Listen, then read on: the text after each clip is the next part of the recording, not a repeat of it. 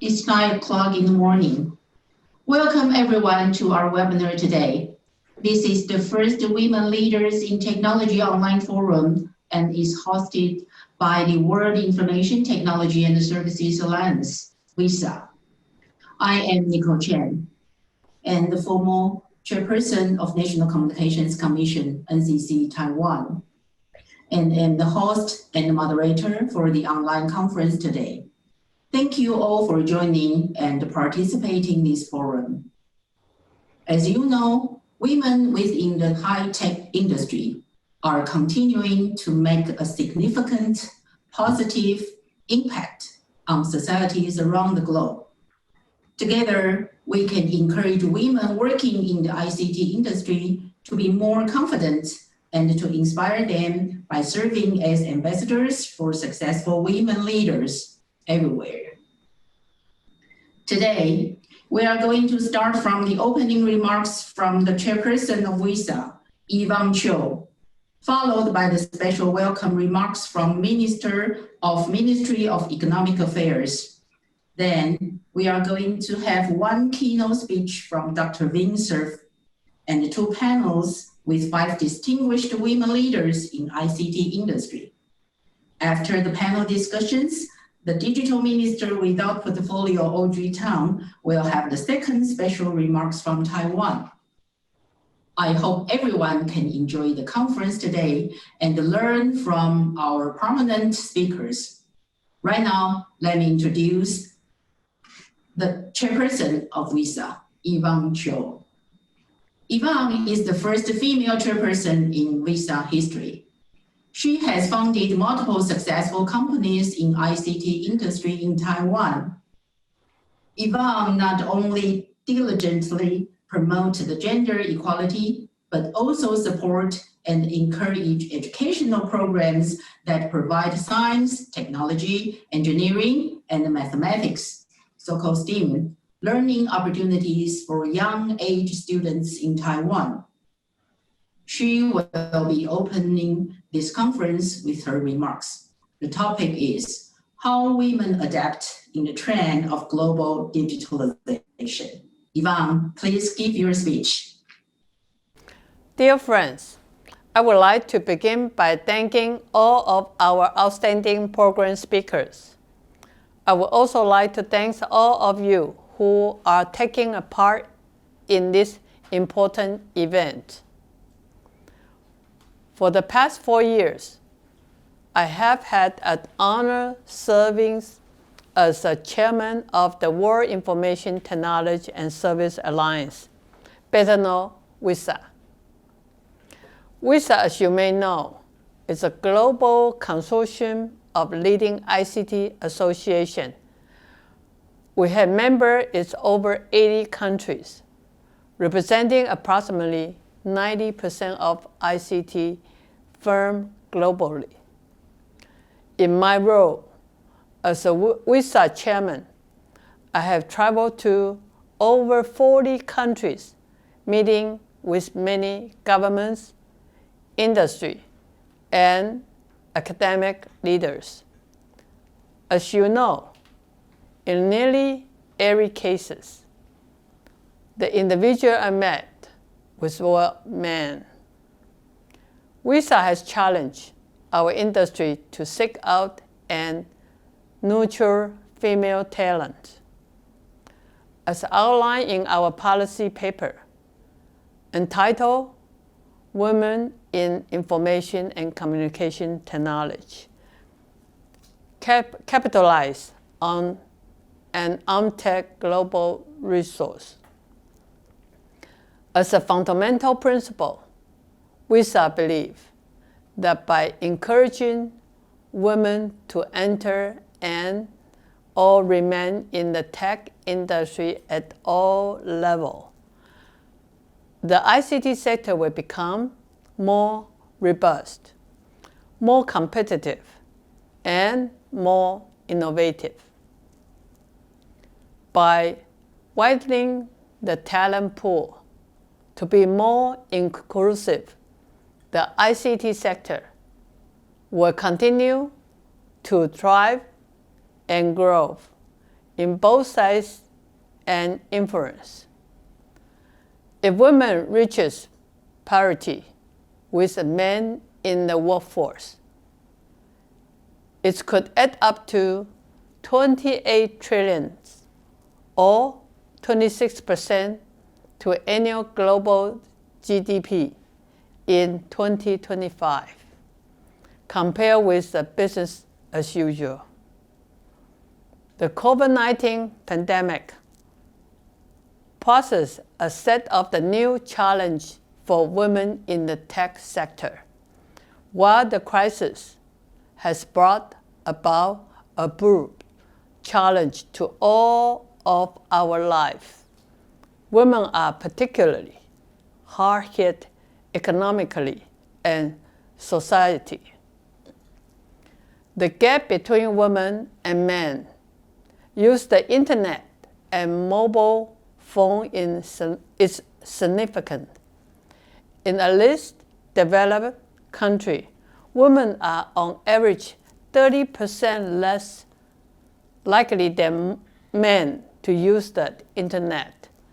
In some countries, the gap is as high as 80%. As COVID-19 increases countries' reliance on the digital service, men will benefit disproportionately since they have greater access to life-saving and resilience-building information. Women and girls without access to digital tools and service will be left behind. It's celebrating existing gender inequalities. While the tech industry has been less impacted than most other businesses, women are far more likely to be laid off or furloughed from their jobs in the ICT industry, in part due to female employees still being more. The traditionally male-dominated tech industry has been making slow progress in its mission to get more women into the sector, and the worry now is whether COVID-19 would dampen our industry drive for gender parity. And if the pandemic will undo what progress has been made in recent years, as career fairs on university campuses are being canceled and diversity initiatives and being put on hold as companies scramble to respond to the pandemic. However, as Albert Einstein once said, in the midst of every crisis lies greater opportunities. While the virus has caused many businesses to put hiring plans on hold, tech is well placed to benefit from the change COVID-19 has forces on the working population, and more role in tech for women could be one result. Companies had to switch to digital incredibly fast, and tech never been more relevant. Jobs will be created in the ICT field in a new remote, flexible way, and working will likely benefit women in significant ways. I'm excited to welcome our great panelists and all of you to WITSA's first virtual event addressing women leaders in IT. I'm looking forward to fruitful discussions. Thank you very much. I hope you enjoy the event. Now, let me introduce our special guest, Ms. Mei-Hua Wang. She is the Minister of Economic Affairs of Taiwan, specialized in intellectual property law.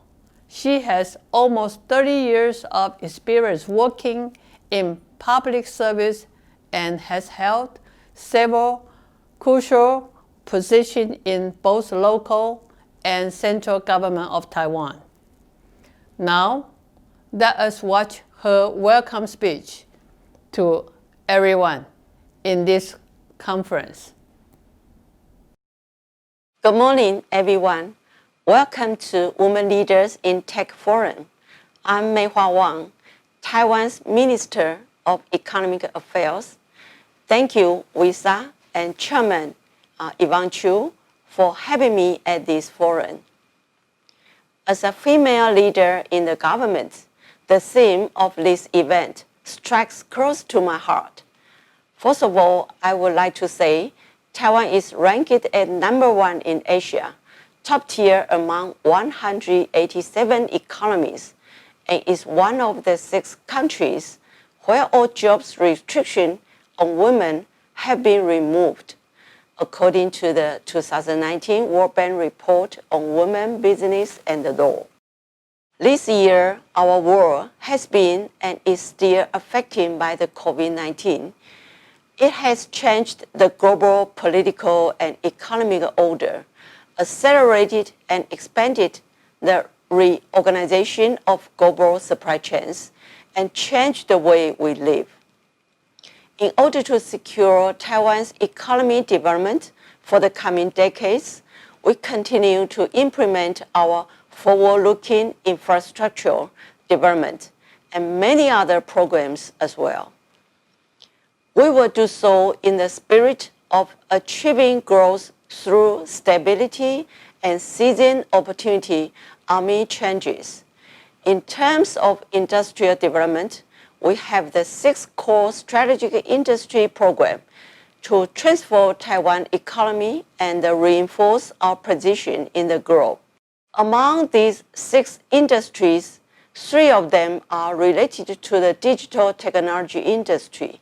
First, the information and digital industries. We will take advantage of Taiwan's strengths in the semiconductor and ICT industries to secure a crucial role in the global supply chain and make Taiwan a major base for the development of next-generation technologies, including IoT and AI. Secondly, we are going to develop a cybersecurity industry that integrates with 5G digital transformation and our national security. We will strive to create cybersecurity system and an industry chain that can protect our country and earn the world's trust.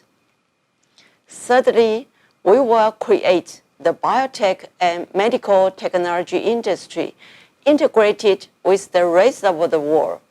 Throughout this pandemic, Taiwanese team have been proved that they are capable of producing personal protection equipment and developing new drugs and vaccines. We are going to devote our utmost support and fight against the infectious disease together with the international community. I would like to take this opportunity to invite investors around the world. Taiwan is the best destination for your investment. We are a society with democracy, rule of law, and transparency. And we have so many profound industries and clusters. ICT is just one of them. My ministry is always ready for investors from the world. Finally, thank you all for attending this forum. I wish the first woman leader in Tech Forum a huge success. Welcome to Taiwan, and thank you. Thanks to Minister Wang. Now, let me introduce our keynote speaker of this conference, Dr. Wing Cerf. Widely known as one of the fathers of the Internet, Dr. Wing Cerf is one of the original designers of the Internet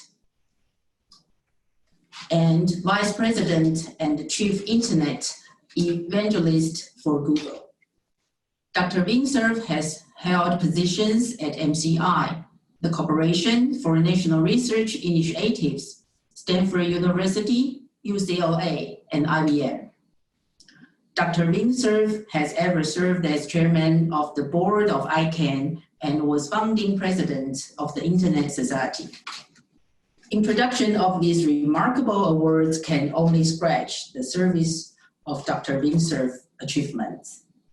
It is truly our honor to be able to invite him as our keynote speaker of this conference. Thank you for joining us, Dr. Wing Cerf. Please begin your speech.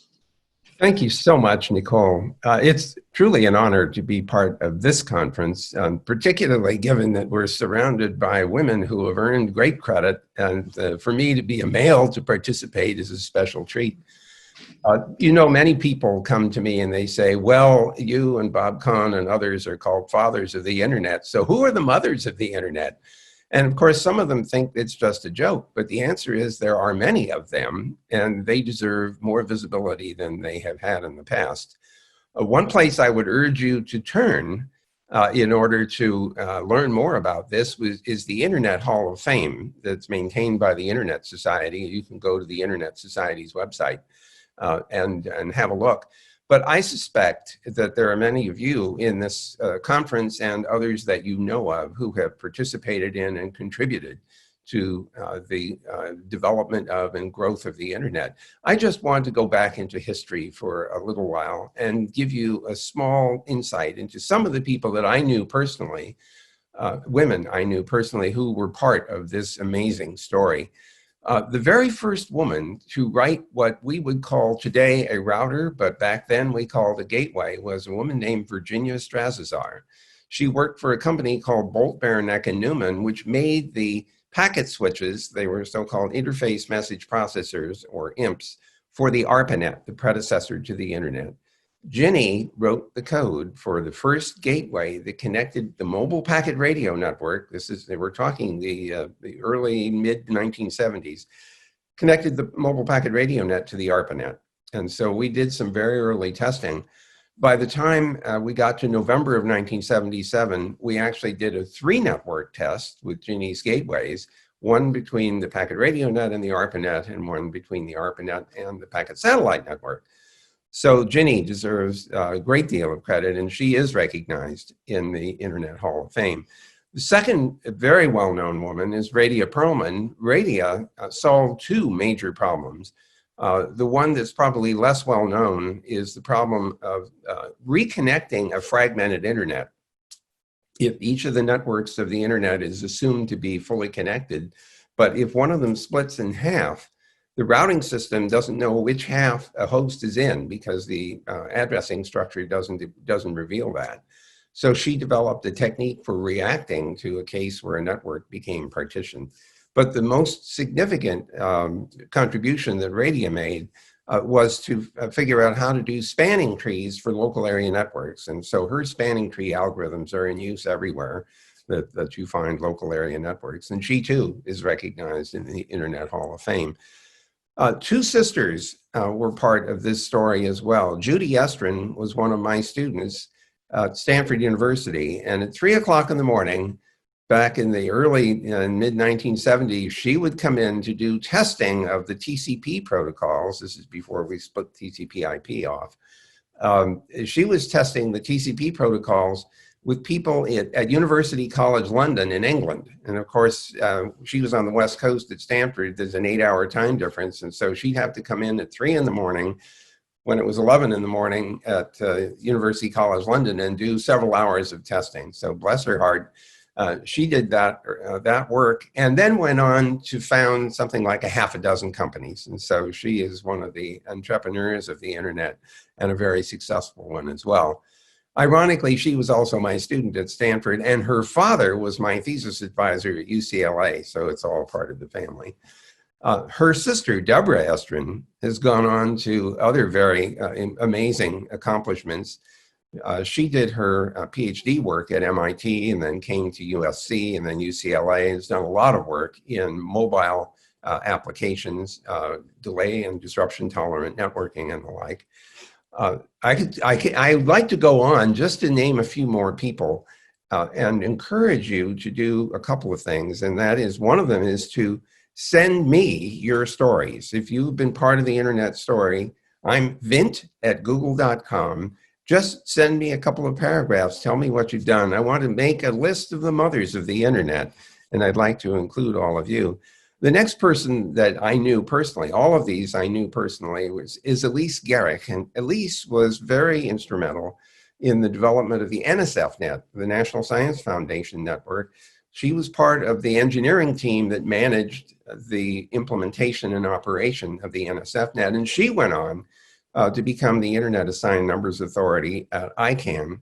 And again, great early contributor to the well-being and growth of the internet, especially through her service to the NSFNet and to ICANN.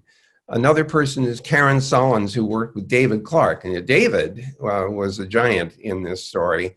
He was the chairman of the Internet Configuration Control Board, which later became the Internet Activities Board, which became the Internet Architecture Board. I selected David to chair that operation while I was still at ARPA running the internet program, because he had made such significant contributions to the architecture, but he had women in his laboratory who were equally contributed to, who contributed equally to the internet story, and Karen was one of those.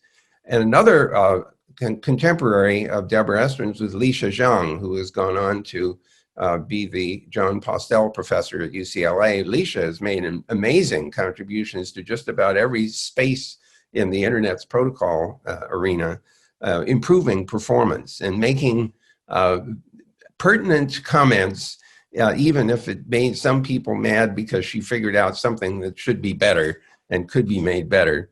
And some people didn't react well to that. Peggy Karp is another one who was not so much part of the internet, but she was involved in the early ARPANET project, and she was the one that helped to figure out how to name the hosts and map the hosts into addresses on the ARPANET. So this is a predecessor to the domain name system.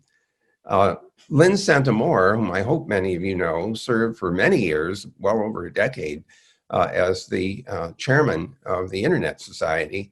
And it was Lynn Santamore who proposed to ICANN that the Internet Society should adopt and run the .org top-level domain.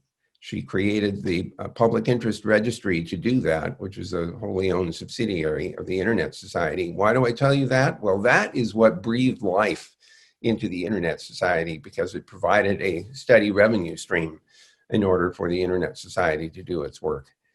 Now, I know they told me that, that I shouldn't go on forever, but the thing that you've noticed, I hope, is that I haven't mentioned anyone outside of the United States. There are many women who have been part of the internet story, particularly those who were the ones who introduced internet into the country. And among them is Kanchana Kanchanasut in Thailand, who is often spoken of as the mother of the internet in Thailand. And I have the feeling that there are many others that we should recognize. So again, I invite you to send email to vint@google.com and introduce me to those people, either to yourselves or those that you know. Another woman who was part of this story from the ARPANET all the way to many decades later is a woman named Elizabeth Feinler. She said we should call her Jake, so we called Elizabeth Jake Feinler. She managed all of the requests for comments that John Postel edited, but she was the one who was the historian and the distributor of all of that. She was part of the Network Information Center at SRI International, which was the second node of the ARPANET that was run by Douglas Engelbart, who is another famous inventor in the internet space. You'll remember that he invented the mouse, among many other very important things, to enable people to use computers for non-numeric purposes. But Jake was there managing a lot of the operation and documentation of the ARPANET and later the internet. Now, I'm going to stop there because I know that, that you have many more important things to talk about. But the thing I want to emphasize more than anything is not only has this story included many women who have been inventive, innovative, and energetic, but the story isn't over yet. You're part of it. And the internet itself still allows more evolution and expansion. It is an open architecture. It is waiting for new ideas to come along.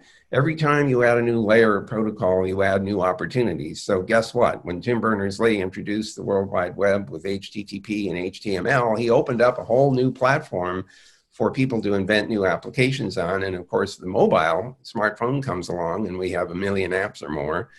There are opportunities both in increasing the vertical layering of the internet, but also extending it horizontally. So we have new real-time protocols sitting on top of the user datagram protocol, for example, allowing us to do what we're doing right this moment. And so the space is wide open for new invention and new development. And as I'm sure Yvonne Chu can tell you, the space of business development is equally open. Huge opportunities to make use of the internet to make our lives better. And what better way to discover that than to see what we've done during the COVID-19 pandemic to make use of the internet and applications like the one we're using now, Zoom, in order to stay in touch with each other and to do productive work. So the space is wide open. It's sort of like we talk about space as the final frontier. I have news for you. It's software that's the final frontier, and there's no end to it. It's only limited by what you can think of. So I just encourage all of you to press on in your contributions in technology, internet and others. There's plenty of room to grow, plenty of room to contribute, and I know you'll do that. Thank you so much for letting me be part of this conference. Thank you, Dr. Vincent. Thank you for giving us the introduction about the brief of internet history and let us know the huge contribution of so many women in the internet history. And we also learned the real and original spirit of the internet while it has faced, from my personal point of view, faced some challenges today. So we have collected this, some questions from the attendees. Maybe you can give us more your advice. The first question is best advice to women to become more effective leaders. Well, yeah. So leadership is something that requires a certain amount of courage and bravery and a certain amount of assertiveness. You don't have to be nasty to be a leader. In fact, that's generally not a good idea, but you do have to lead. And the way you lead is not necessarily to just tell some people what to do, but encourage them to think about solving problems and asking probing questions to help people discover those problems. There's another thing you need to do if you really want to be a leader, and that is to learn that you can't do everything and that you have to learn to trust and delegate other people. You'd be surprised at how people will rise to the level of your expectations. If you come to them and ask them to do something and you already imply that you trust that they are capable of doing it, it's surprising how often your expectations will not only be satisfied, but perhaps even be the result may be even better than you anticipated. So leadership is not so much about telling people what to do, but helping people to do it, to coach them to be successful. And I think women are in a very good position to do that because on the average, women have more empathy, I think, than men do. And we've all learned that empathy is essential to management. We have many examples of that. And I would offer to you a book that was written by the current chairman of Google, John Hennessy, the former president of Stanford University. The book is called Leading Matters, and leading does matter. But the most important point he makes very early on in the book, that in order to be a leader, you must be empathetic, and you must be seen as empathetic, as appreciating what people's challenges are and how to help them overcome them in order to be productive. I'm sorry, that was a really long answer to a very good question. Yeah, but you raised a very good point about the leadership and the leading. Yeah, and I found another question concerning about the COVID. How can we help to close gender gaps in the COVID's time? I think it's important. Yeah. Yeah. What's your opinion about this question? Let me make sure I've understood the question. Would you just, I missed one word, and so I'm at C. What, gender gaps. Oh, gender gaps. Yeah. Okay. Yes. Well, see, this is interesting because I think many of you will know that COVID-19 is actually more harmful to men than it is to women. And seriously, that's one of the gaps. And I don't quite know why. I'm sure it has something to do with hormones or something, and male versus female biology. But that's one of the gaps. It's probably not the one you were thinking of. The other kind of gap that I think of is that many of the caregivers in the COVID-19 pandemic, in response to the COVID-19 pandemic, are women. They are frequently nurses, often doctors, but more often caregivers, often unsung in the sense that they're at home trying to care for someone who isn't ill enough to go to the hospital. And so we need to understand the burdens of caregiving and appreciate what is needed in order to help people, like give them a break, give them some time on their own and not being responsible for caregiving.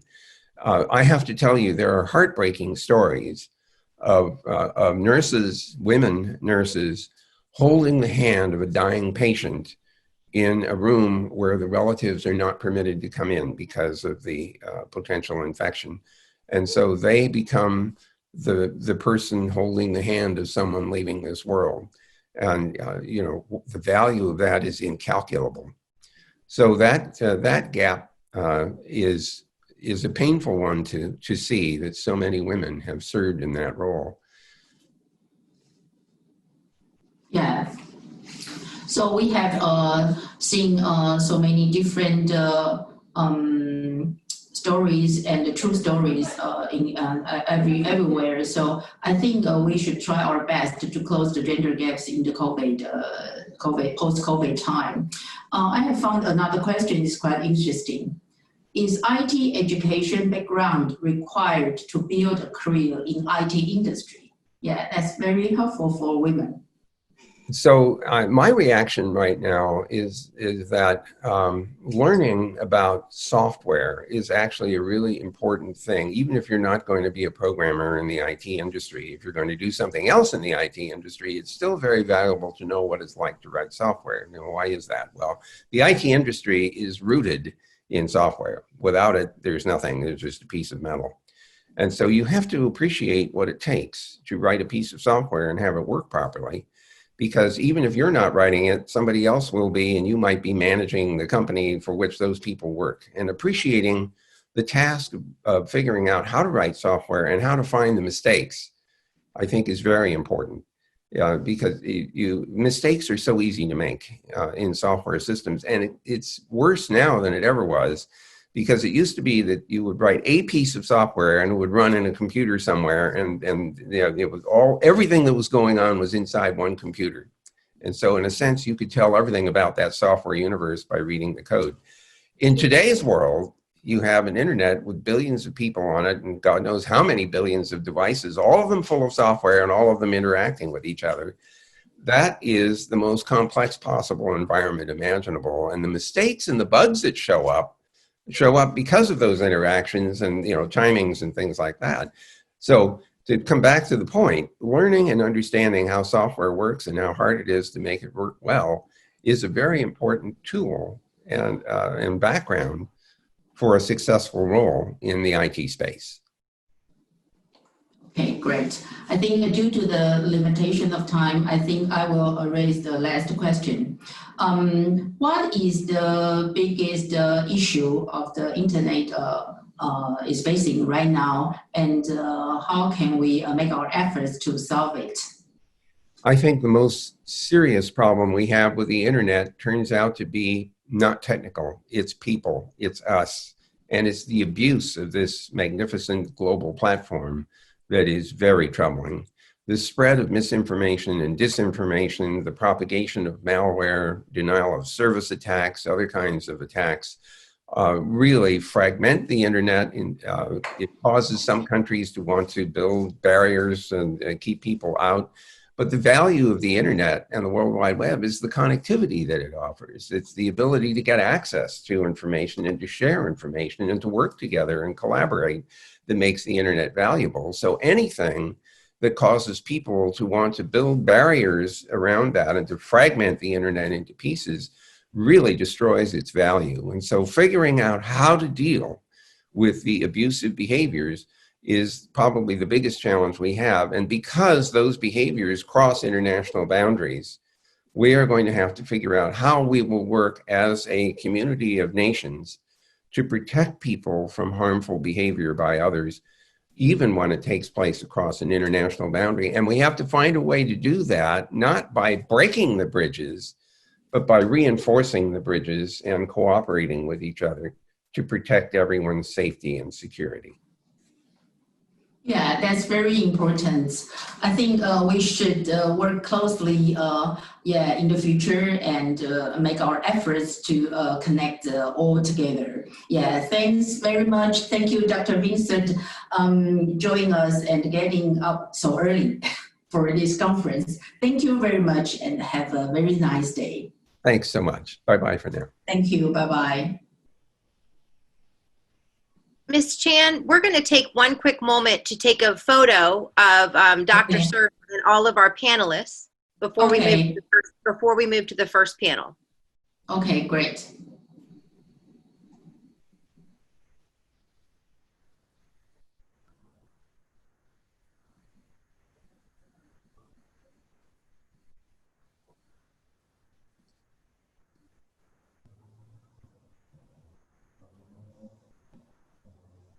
Okay, I think we have everybody that we need. If you all could just give us one big smile, we'll get your photos.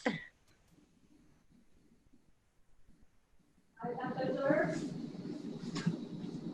Hi, everybody. Thank you. Thank you. Thank you, Dr. Vincent. Have a nice day. Thank you.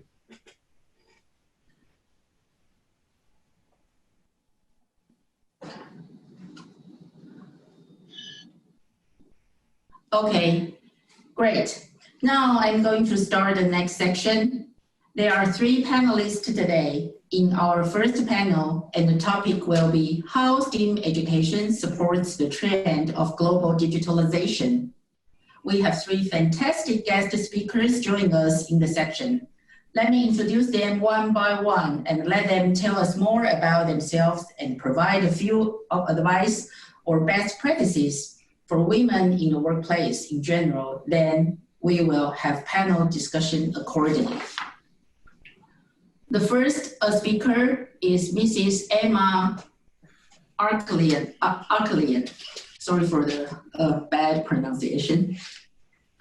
As a formerly partner at EY and managing director at Accenture, Emma is the CEO and founder of Orion Worldwide Innovations, LLC, offering IP management and acquisition solution to the innovators and investors market globally, and became a co-founder of BAI Accelerator, headquartered in New York.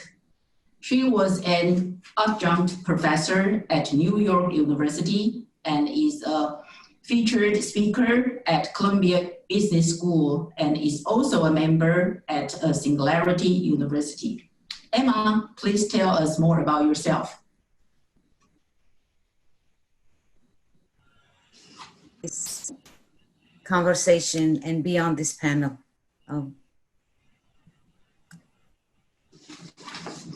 Yeah, Emma, please introduce more about yourself to us. Can you hear me? Yeah, I can hear you. Wonderful. Okay, please start. I'm thrilled to be part of this panel and to be part of this topic.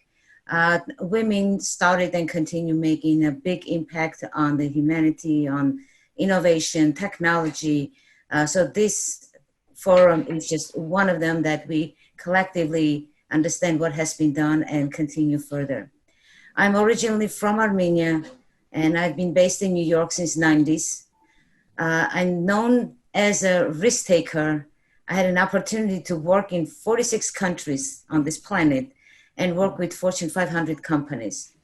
And my economist and political science background became a strong foundation to build my career in technology, in management consulting.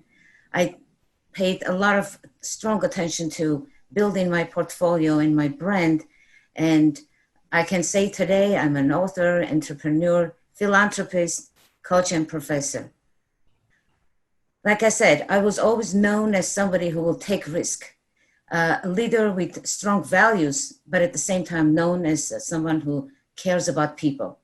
I had a nickname of Emma Cares, and actually sometimes I do postings currently on LinkedIn and Facebook. I say Emma Cares series, and I say something that is really resonates with people and with, especially also with women.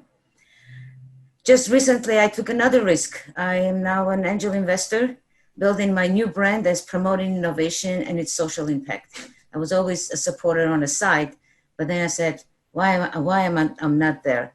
It's usually 30 men and only 1 or 2 women. So I encourage everybody on this call, why are you not there?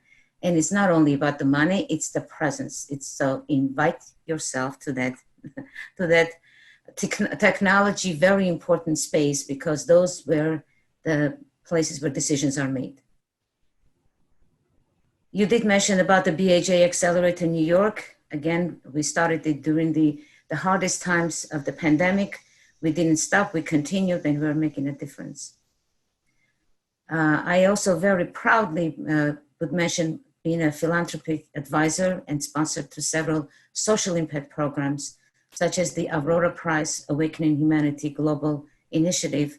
And it's a gratitude in action which awards people from any part of the world who risk their lives to save others, and they condemn genocides and cruelty. I live in New York with my husband and 2 daughters. I have accomplished a lot in my life, but guess what? There's a lot more that can be done. And these wins did not come easy. Like many other women, I had to overcome obstacles in technology industry, financial services, consulting, and of course, in a highly, highly competitive New York City. So the message on my behalf is, once you put your goals, it can be done.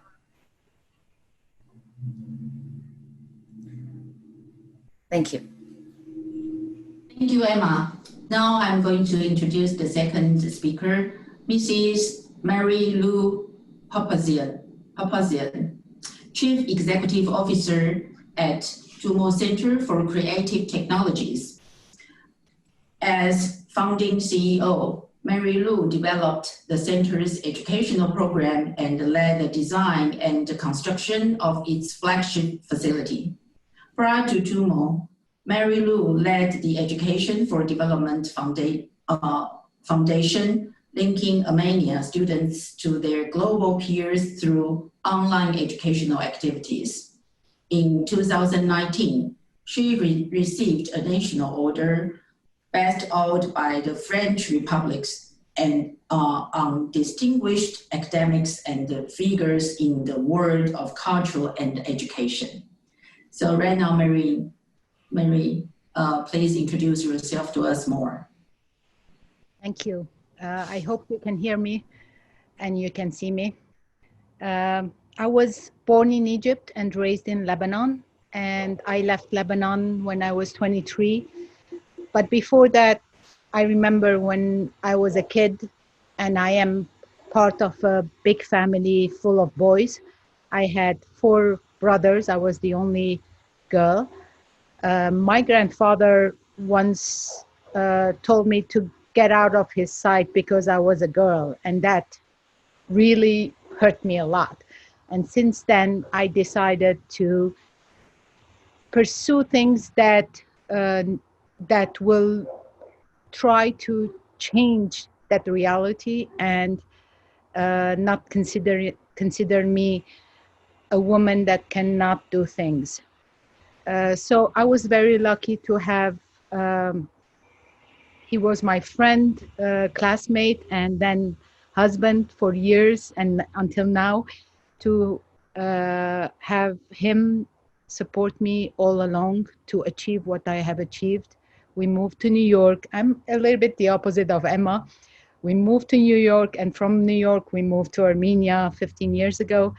In New York, I continued my studies in engineering. I worked as a construction manager, always things that were more careers for men than women, which really trained me. And then I discovered my passion in education, and I did my master's degree in education and technology. And when I moved to Armenia, I was at the same time in charge of two things. And I also am very glad that my boss allowed me to do all these things, to be the head of the construction of the TUMO Center, and at the same time to be one of the founder of the TUMO Center with its content and educational part. So I had to balance the two parts at the same time. And knowing the two words, the men's word, the construction and all the roughness and everything that comes with it, together with managing, leading, creating, and building something that became now the TUMO Center with more than 15,000 students only in Yerevan and opening in Berlin, in Moscow, in Paris, in Lebanon, and Tirana and Kiev soon. One thing that I have always thought that is very interesting and very important is training. I was struck by the idea that that chess is played, women play chess alone, men play chess alone. Yes, there are areas where you can play chess together, but as a championship, you cannot participate in a chess championship and compete with men. And the Polgar sisters did something different. They gave up the idea of becoming chess champions, and they competed against men, and that trained them and made them very competitive. And they kept saying that you have to train and you have to work and you have to compete against men in order to be able to have that same opportunity and those same goals and be able to achieve. So one advice that I would like to give is when you're looking up in your career ladder, to always be gender blinded. Never think that you are, because you are a woman or have any self-pity of yourself, always think that, never think that you are woman or man, just go for it and try everything possible. But also when you're looking down as a leader or a manager, try to create the opportunities to train the woman to be able to compete, because there is a gap.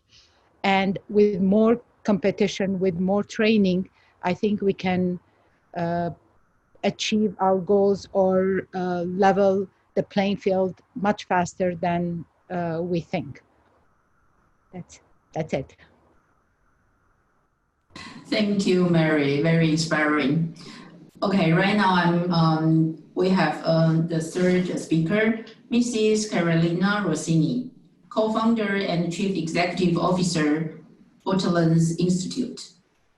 Carolina has over 20 years of experience in technology law and policy, including ICT for development, internet intellectual property, open innovation, and telecommunications.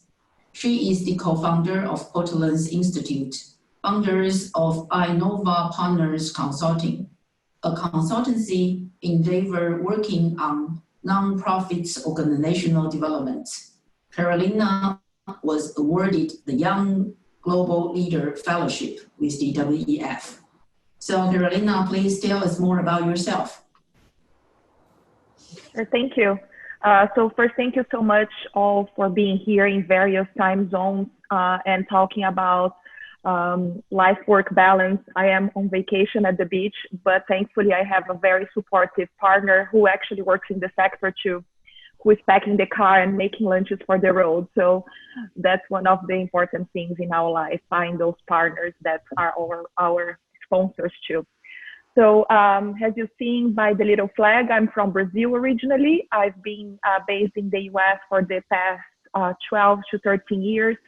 I lived in Boston, San Francisco, and now I'm in Washington, D.C. And through my life, I've been focused not on the engineer or economics. I've been focused actually on the policy and law that foster this whole technology ecosystem from the education piece, especially because this panel is focused on STEM, but also to nonprofits, to policies that enable the core elements of that will not allow the internet to break apart, like Vin was mentioning early on, right? So I started working back in the early 90s, mid 90s. I was still in law school at that time, and I was able to join Telefonica company as a lawyer for over 7 years, both in Brazil and Spain. And was very interesting to see because that was the boom of the commercial internet in Brazil. And as Mary Lou, I also grew up surrounded by boys. I just have brothers and cousins. I was one of the only women in my whole family, and it's a big family, right? Like the Europeans, we get together all weekends and things like that. So it was very interesting because I was always running with the boys, right? And I was thinking while you were talking, because I always bring it up, that has one of supportive elements of how fearless and risk-taking I am. But at the same time, I was looking back at the TV, for example, what was the TV or the role models we were exposed at the 70s and 80s, right? And I have a kid, and I had more kids around this week with me. And they have changed a lot. There were no women being portrayed as heroes or as risk takers anywhere in TV, right? So I was just running with the boys because the boys had role models of running around and climbing trees and things like that. And there I was with them, right? But I think thankfully this is changing, and it should change, right? Because a lot of the things we're gonna discuss today, I think it should be from a very cultivated from a very early age. Otherwise, you don't establish that diversity at the core, right? I like a lot, we talk a lot about privacy by design and cybersecurity by design, ethics by design in AI nowadays, but we also have to talk about diversity at the core, right? Through this engagement. So I've been working with policy and law for many years. I was lucky enough to get involved very early on things like free software. I was part of the early movement of Creative Commons, taking that to Brazil, open access to publications, open data. I'm part of the founders of, I'm part of the founding group of various nonprofit organizations around those issues.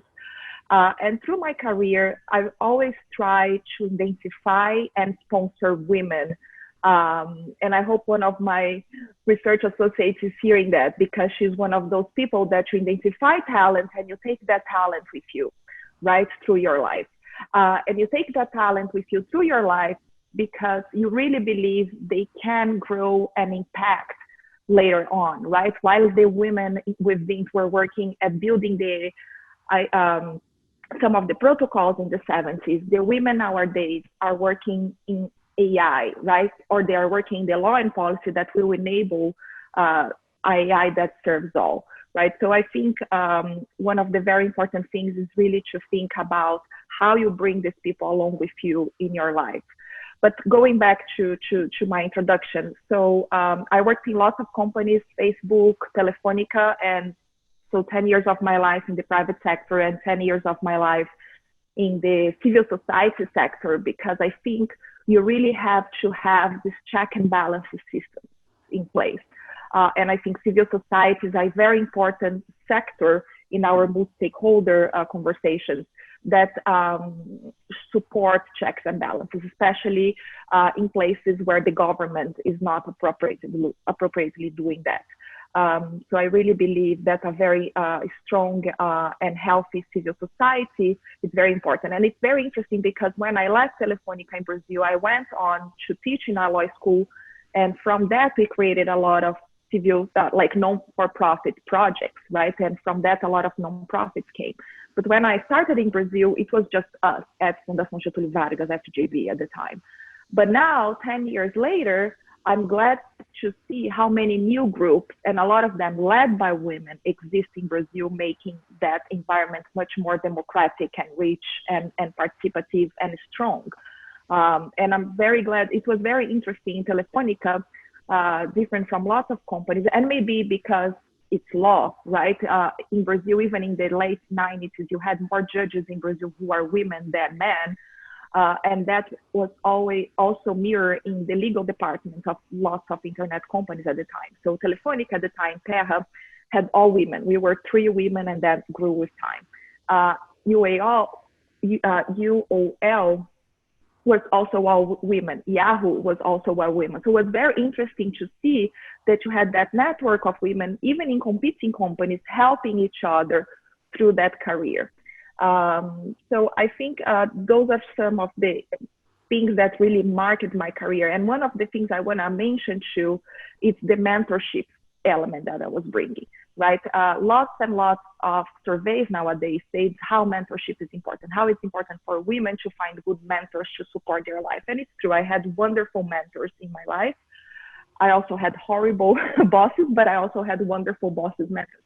But I want to go beyond this idea of mentorship, and that's what I try to do when I mentor women. It has to go beyond. It has to be a sponsorship. It has to be a partnership. I have to be there to cheer and help them strategize their growth and their impact. It's very interesting. There was a research, and I think Harvard Business School published recently, how women and men perceive mentorship, right? And women in this research, they were saying, the survey, they were saying, oh, I learned more about myself, I understand myself better. And men say, oh yes, he helped me understand which meetings I had to go, which people I have to talk to. And then I was looking at that, I said, I don't want a psychologist. You know, I want a better salary to pay a good psychologist. I want a mentor who helped me get the next promotion, right? So that's something different that we also need to pay attention on, helping women get ahead. What is the sponsorship that's in place beyond just the idea of mentorship? Thank you, Nicole. Okay, thank you. I think after listening your brief introduction of yourself, I believe that our attendees definitely want to learn more from you. So next, I will raise some specified questions to you. The first question goes to Mary Lou. Yeah, Mary. Yeah, I noticed that you're a cute cat just walking across the monitor. Okay. In the trend of globalization and digitalization, the world has been changing rapidly for the past 2 decades. The jobs existing today might not exist in the next decade. How can the education system support the need of this trend? As an educator and leader of a well-known educational institute, what's your advice to our audience who worked in the education industry and audience who currently study at school? In my opinion, the learning environments are the most important and very important in what we think in the future will happen. Yes, jobs have been changing and they will keep changing. Technology will change, but creating the learning environment that will mature and encourage people to work together, to collaborate, to learn, to experience, and to try to mirror what's going to happen in the professional workplace is very important. So yes, of course, theory is important. Yes, of course, math is important, and all those things are important. But at the same time, how are you going to use math? How are you going to use all the knowledge you have accumulated? And that's the key.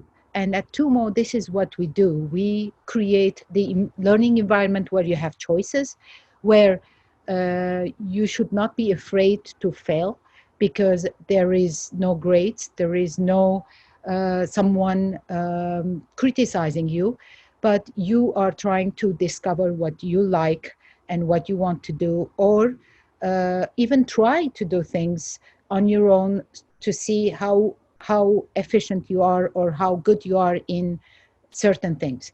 Like Mr. Vince said, it's very important in this age to understand what technology can do for you.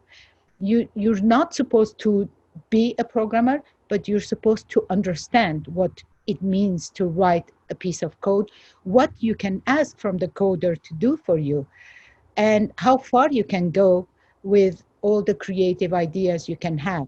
So if you don't know what is coding, you cannot argue, challenge, discuss, and the best way is to create this environment as early as possible, even at age 12. So in our case, we mix age 12 to 18 kids, and we even go and create the environment where they are working with professionals, not teachers. Bring these professionals to work on projects with them, so that we recreate whatever is possible to recreate in that is very close to the professional workspace.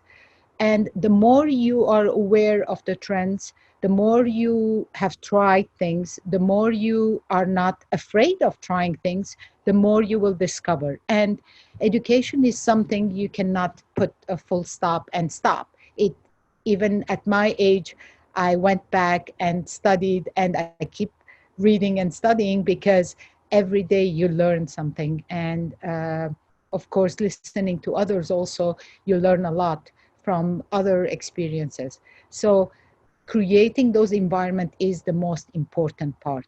And I think we are all going towards this. STEM is, it's project-based, is community-based, is collaboration-based, is teamwork-based, it's science-based, and it's lately it's added the letter A, which is art, which is also very important and will play a big role in our future careers. Yes. Yeah, thank you, Mary. Yeah, it's very important to create a learning environment and keep learning. Yeah. Okay, my second question is going to Emma. As an adjunct professor at New York University and Columbia University, you have involved and observed the adaptation of this global digitalization trend for the education system in the US. What do they do differently in the US, if there is any? And what's your advice to your students as well as to our audience? A very valid and very current question. I think the world is puzzled with that due to the pandemic. I can't believe we're still in the pandemic, very harsh situation. At the same time, all of the great ideas in innovation actually do come out during this kind of difficult situations. So as innovators, as people who want to do something better or create better for the humanity, that's my first advice to my students. See what can you do, think out of the box, build that new, and now addressing this type of a problem. So we have a very specific problem in our hand, and how would we do that? We did clearly witness a reality that how insufficient is technology adoption in many industries. And of course, education system is not an exception. along with many other industries, education was not ready, I have to say, especially at the school level with the kids, like elementary, mid-school, and high school. And they couldn't just move effectively to anything. There was no backup.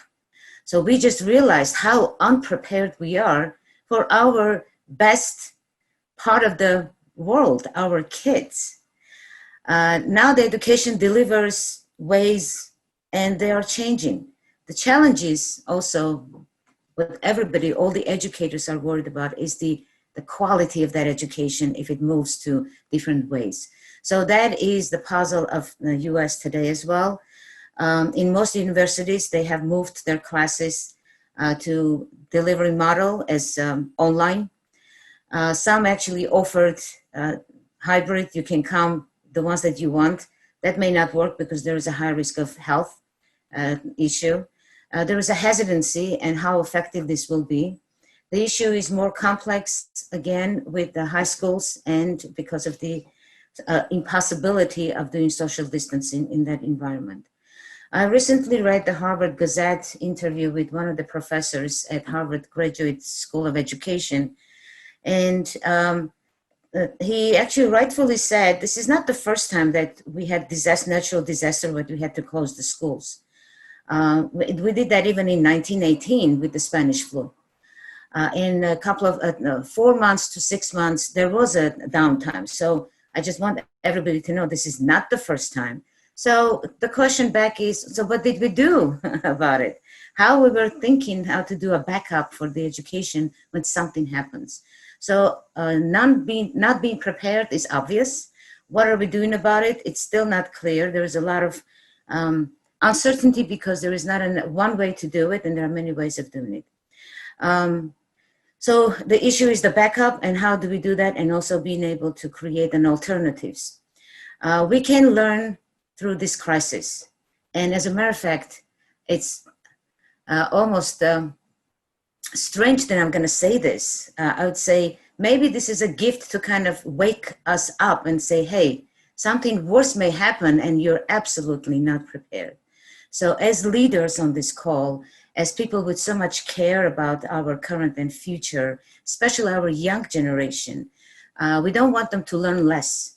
We want them to learn more.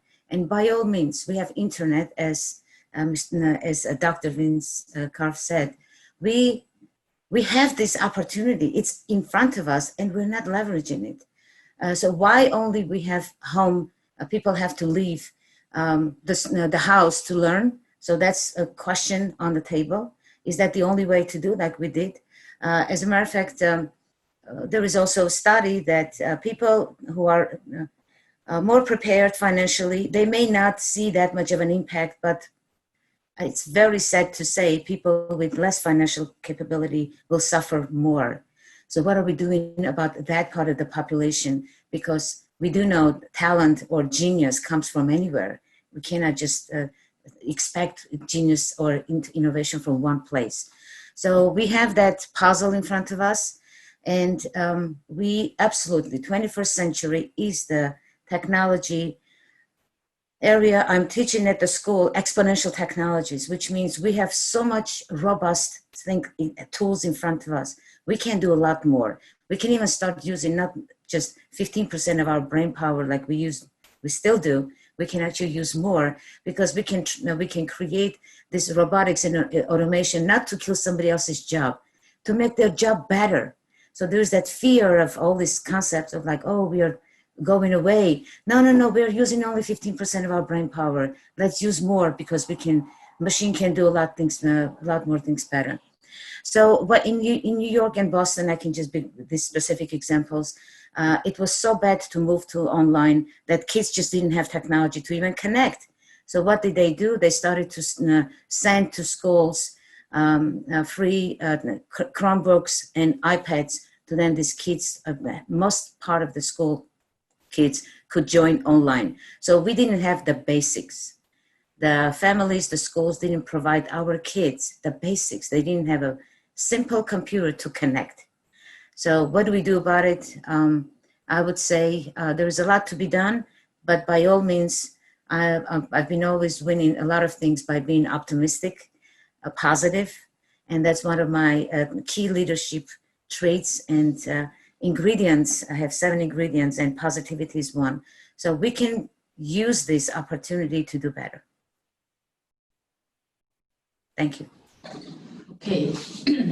Yeah. Thank you, Emma. I think the system of education and the quality of education are big issues we are facing right now. We should keep an eye and caring about these issues continuously. And right now, move the question to Carolina. As a co-founder of a great research and educational institute, I believe you and your organization have done a lot of research on the future trends. Our audience would be very interested in learning where to land as their next career, or which function should they aim if they'd like to switch their gears to the technology-related jobs. Would you please share with our audience your advice on who goes up and who goes down in terms of industries, jobs, and regions or countries in the next 5 years? Sure. Thank you, Nicole, for the question. So Portuland's Institute, it's a very young think tank based in Washington, and we were built remotely by design. So we have people working in Canada, in Europe, in Africa, and DC. And we were built to be the house of various global indexes that exist for over a decade. So my co-founders are Professor Sumitra Dutta. He was the founding dean at Cornell University, and Dr. Bruno Lanzin, who I'm sure many of you know from ICANN and other places. And we host the Network Readiness Index, which was created in the early 2000s to exactly understand what was the impact of ICT and how countries should be ready and prepare themselves to really benefit from that, right? So it's not just, okay, just set this infrastructure, but actually what are all the other elements around your environment that you need to set in motion to take advantage of that, right? Issues of diversity, issues of skills, issues of leadership, and so forth and so on. We have redesigned the NRI last year to ensure that some of the correlations with things like Sustainable Development Goals are more clear. We also house the partnership, and my co-founders, they are also the co-editors of the Global Innovation Index that we do with WIPO, and the Global Talent and Competitiveness Index that is published by INSEAD in Europe. And I love to have these 3 indexes because they serve you as a benchmark. And when you do cross-data analysis, you actually get an even better picture of what's happening in all the countries, right? And when we redesigned, I did a very large study of over 30 indexes to redesign the NRI to understand, okay, what is the value we are adding here? I'm a person that I don't like to repeat, I like to add, right? So how can we redesign this index in a way that's still relevant and adds value and have a specific niche? It's hard to say what is the 5 years from now, but we've been seeing some fluctuation in some countries. The good news is that nobody will need to wait longer. The GII is going to be published now in early September, the NRI later in October, and the GTI is going to be next year. So we're going to see some of that historical data. But you do see, for example, my country of origin, Brazil, had some fluctuation in the index.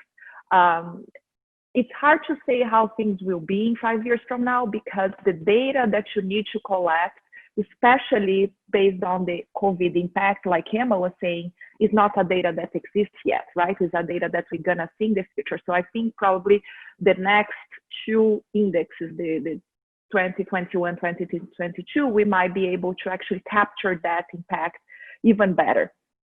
And as Emma was saying, it's very amazing to see the lack of preparedness. And I wanna focus on that because that also has relation to the indexes, right?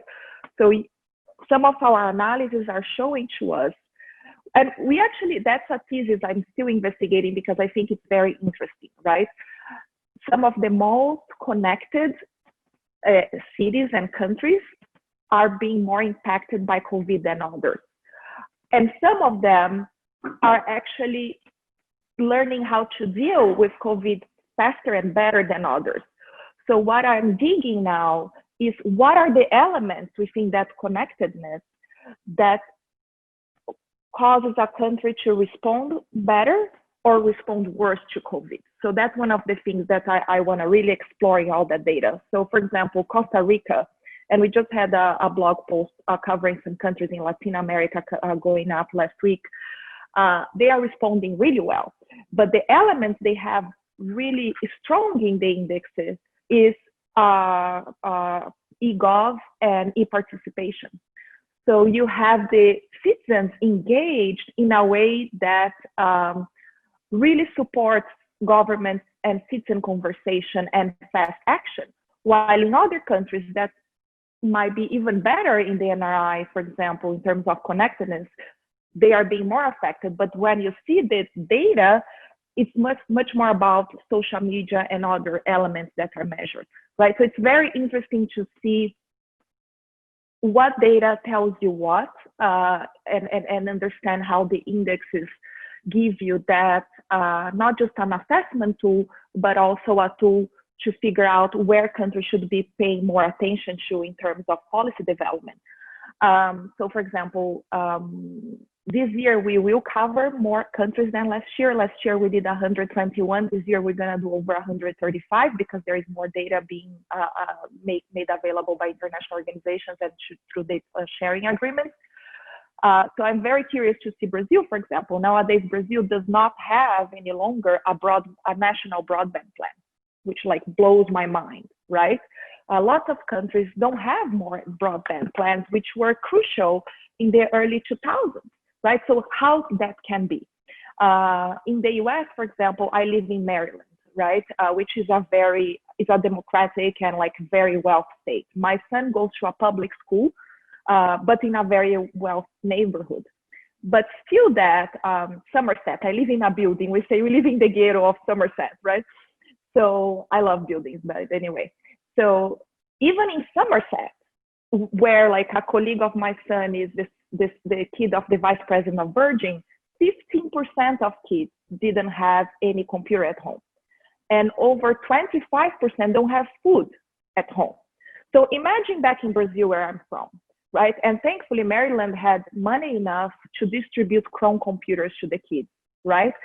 But that didn't happen in Brazil, right? So we will see later and soon enough, based on the data available, how those kids and the jobs and skills will be impacted, and how in the mid-long term that will impact the competitiveness of those countries, right? So I always wanna, I like a lot, like my mind, since I worked in all the layers of the internet, that's how I feel about it, as a law and policy person, like from the infrastructure, like in Facebook, I was doing telco, right? Telco and broadcasting regulation. But I also did open access and open educational resources. So that's why I say, my mind works relating all those things, right? So it's gonna be very interesting to see how that is going to impact and how that's going to show in the indexes in the next 5 years, right? So I think sooner than later, the country should be looking at what are the measurements that show they are better prepared for any crisis than others, right? If we should have distance learning as a done deal no matter what, countries should be prepared for that no matter what. So I think that's it for now, and I'm happy to talk more about that data, what you can bring out of that data later. Okay, thank you, Carolina. Due to the limitation, the time limitation, I think we have to go to the last question directly. I would like to ask you to a few minutes, 1 or 2 minutes, to speak a few words to all of our attendees. As a successful female leader in the ICT industry, how do you balance your work and life? What's your secret sauce of building confidence and passion? If you could go back to 20 years ago and say something to yourself, what would you say to yourself? Yeah, the last few words to our audience. I think Mary first, yeah. Okay. Things happen and you have to adapt very quickly. I think you should never look back. You should learn from what you have done, but never regret. And my secret is always passion. Do whatever you like and put a lot of passion in what you're doing, and that's very and encourage people to be part of it. When you do something with love and passion, I think people feel it, and they see it, and they participate, and they want to join you. So I usually hate the question, what would you change if you go back? I was reading this morning something the editor of the New York Times magazine was saying. It has been 4 years that I stopped listening to the music, old music, and I asked my kids to create a Spotify for me and put a playlist of all new music. And I don't even go back and listen to any old music. That's amazing. Look forward, new music, new technology, new challenges, new goals, and always be positive. Great. That's my philosophy as well. So Emma, yeah, what's your advice? Wonderful. Well, the question about work and life balance that you mentioned is actually getting from both sides. Men and women have the same challenge. As a matter of fact, unbalanced wives or sister or a woman in their career is creating unbalanced work-life balance for everybody around them. So when we say what's work-life balance, it's not only you, it's actually what are you doing around you. So I get that question a lot from men. How do you manage the work-life balance? I created this formula, and I'm using it for probably more than 20 years. My formula of work-life balance is work plus life equals happiness. It's not about percentages, how much you put here and there. Are you happy with what you're doing? Are you following your passion, as Marie said, as Marie-Lou said? So it's about balancing your happiness versus balancing some percentages that people agree or disagree with. And it's a lot of negotiation with people around you, because you cannot be just happy yourself. Your happiness has to spread around you. That could be your family, could be your significant other, could be your friends if you're not married yet, and people around you, your colleagues, your partner. So work-life balance is not just a personal one thing you decide. You cannot be happy alone. I think that's the formula that helps work plus life equals happiness. That's, to me, is the balance that creates goodwill, it creates good results, happiness around you, and motivated people around you. So if I would think about what would I say, my advice is take more risks, take higher risks, accept, go after challenging roles, experiment, and that courage brings you more achievement. Not one other thing I would say, waiting is not leadership. If you want to think about being a leader, what are you waiting for? Put your targets together, go after your passion, or even somebody else's passion if you don't have one, which a lot of times people ask me, how do I define my passion? I said, okay, well, that's an interesting exercise to go through. So challenging part is prepare and invite yourself. So do not wait. Actually, a special part of my book is about that. Waiting is not leadership, because you are the leader, you drive that forward. And of course, one very, very important thing that I learned is build anything on your strengths. Know about your weaknesses, plan risk mitigation or improvement space, but whatever you're building, know what you're good at, what are you passionate about. So build on your strengths with that. Thank you so much for being on this call, on this session. You're mute, Nicole. Oh, sorry. Yeah, thank you, Emma. Very inspiring. There are only a few minutes left. So, Miss Carolina, yeah, what is your advice to our audience? Sure, thank you so much. So first, I support what my colleagues said, right? But one of the things that I personally need, and I know that help my girlfriends, which I try to help and mentor, and I've been studying a lot of coaching recently for myself too, is that we need to really reshape, right, our own perception on how we view ourselves, right? We have to step up and take the lead and really don't wait for people to open the doors for us. That might never happen, right? Especially if we don't change that idea from mentorship to sponsorship, like I was saying in the beginning. I think through my life, I was really finally able to see that if I had a contribution I wanted to make, I really had to do it, even if, despite of what others had to say about it, right? And I think I was okay with it, even if I said too much sometimes, right? Those are the risks you take. Sometimes you say too much. Sometimes people like that you said too much. Sometimes people don't like you said too much. But you keep moving forward and try and doing by trial and error a lot of times. And I think we all have the right to be strong, right? One of the a lot of things that actually supported me through these ways are little tools, right? It's not just a formula. I think your formula is completely correct, but I literally had tables helping me. Like, these are my speech invitations. And then I had columns of analysis, which I'm gonna adopt and which I would accept or not. I'm happy to share all the tools. I keep sharing those with my girlfriends and they say, oh, this is mind blowing, so simple. I said, yes, don't complicate, simplify. Put it down, write it down, make drawings, do your SWOT analysis. You know, all those little strategy tools are actually very good for to every decision you make in your life to ensure this life and work balance.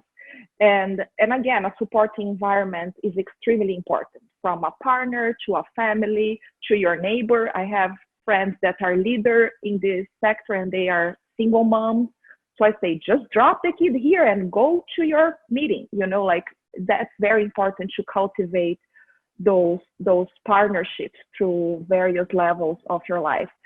So I think these are some little things, but I also think, for example, I'm a mom of a white little boy, beautiful boy, right? And who is growing in America. Right? And what is the responsibility of we leaders in the sector to raise our kids in a way that foster this diverse and respecting environment, right? So we use the prejudice in our favor in my family. So if we both, John and I, have conflicting speeches or conflicting trips, poor baby, we literally exchange Noah in the airport on time, right?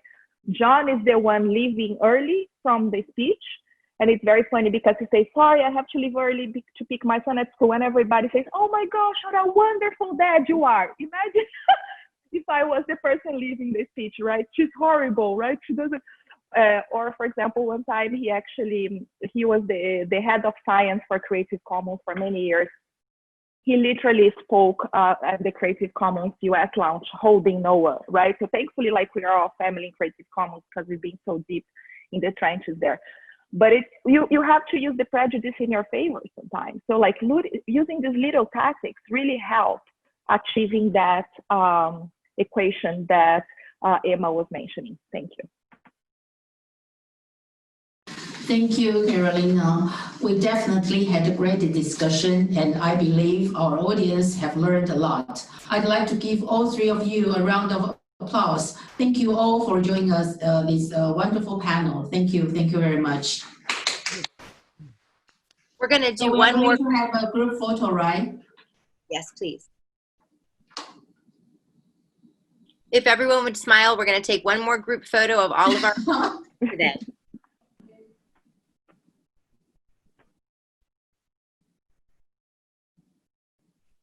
Thank you.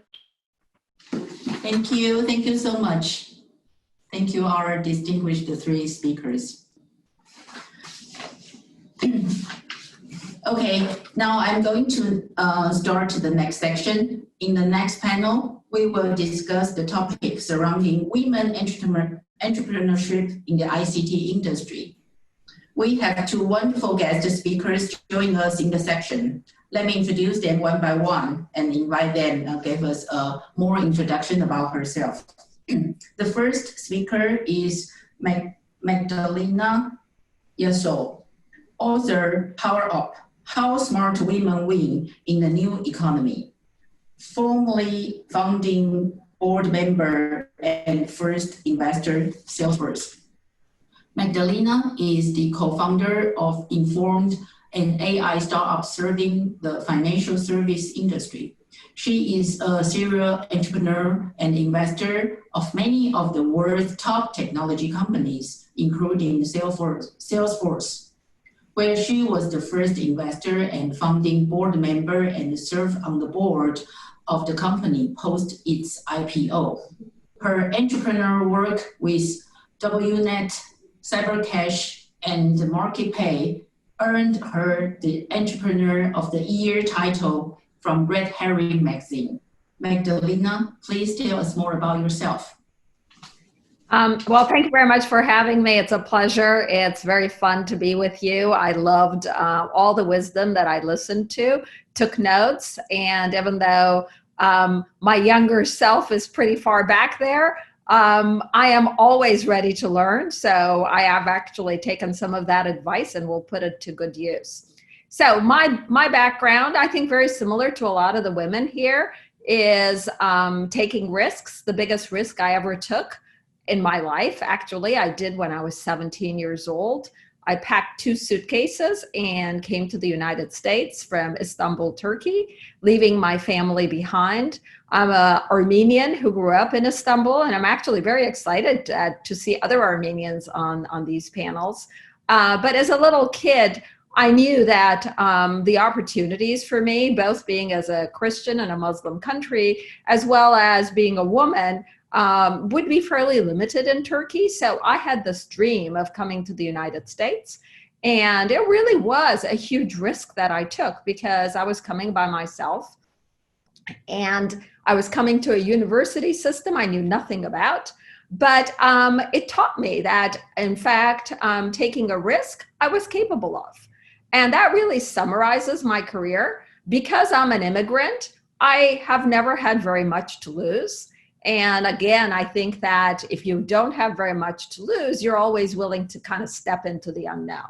So my becoming an entrepreneur, founding companies, leaving something that's working behind to go do the next thing, that's taking a risk. And I've always felt comfortable with that. I'm now on my 4th startup. People say, well, why are you doing a startup after you've been an investor, after you've served on all these boards? You know, why don't you actually have more of a cushy lifestyle? And it's because I have curiosity, because I never want to sit on the sidelines and watch something. I always want to be in the middle of it. And if it doesn't work, it doesn't work. So I think that kind of summarizes who I am. I am now part of Silicon Valley. I went to school at Stanford, not knowing Silicon Valley was next door. I was actually not able to get a job after I got my industrial engineering degree. And I asked my advisor, why is everyone getting a summer job and I'm not? And my advisor said, because you don't have a work permit in America. What do you think? You're a foreigner. And I said, well, what can I do? Am I doomed forever? I'll never get to work here. And he said, well, get a master's in electrical engineering. And, you know, I bet you'll get job offers. And I said, oh, okay. I took the note, get master in electrical engineering. I went across the campus to the EE department and sure enough, applied, got into the program. And when I graduated, I had 7 job offers. So my advisor was right. So understanding what you need to do to get to the next step, even though the next step seems very unachievable, and having the desire to take a risk, I think that kind of summarizes who I am. Thank you. Thank you so much, Magdalena. Then our second speaker is Mrs. Frances West, founder, Frances West Corporation. Formerly IBM's first chief accessibility officer, Frances is the author of the author of the Aesthetic Inclusion Drives a Disruptive Innovation and the founder of Francis West Corporation, a global strategy advisory company focused on the operationalizing inclusion as a business and technology imperative. Her insightful knowledge and human-first approach come from her personal journey as a first-generation, non-English speaking immigrant and her career as a technology executive. So right now, Francis, please tell us more about yourself. Special treat for me personally. For those of you who don't know, but I was born in Taiwan and grew up and went to elementary school and middle school. So this is in a way coming home for me. Similar to actually the previous two speakers in the other panel, I grew up with boys in my family as well. So I didn't really have quote unquote a female role model, but I ran around with boys all my life. But I think the most formative experience I had actually is went to all-girl boarding school in Taiwan, the Wesley, Weili, middle school. I mean, yeah, I guess you call it middle school.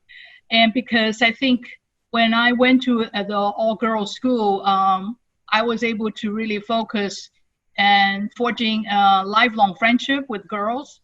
And we all kind of learn how to be leaders, with a very supportive environment. So my life journey was the circumstances of both more of a kind of a geopolitical situation. Like I mentioned, I grew up in Taiwan, but my father was working for the United Nations at the time in Taiwan. But in 1971, Taiwan was expelled from the UN. So overnight, my father became jobless, and he went on to got a job in Hong Kong.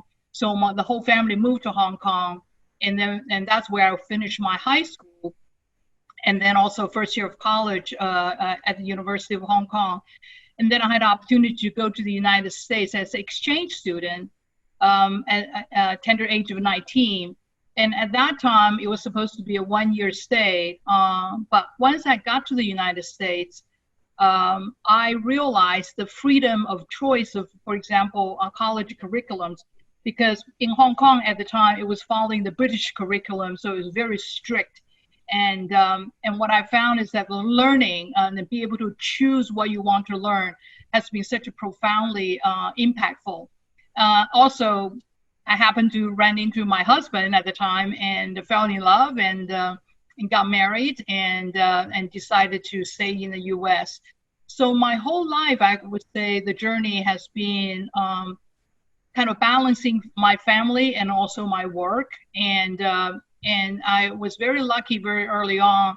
I always knew I wanted to work for an international company because my own background, basically being an immigrant, and also have a kind of a multi-geography kind of a background, I thought myself would be probably more valuable to an international company. So IBM became my one and only company. Actually spent 37 years at IBM. So I'm a career IBMer.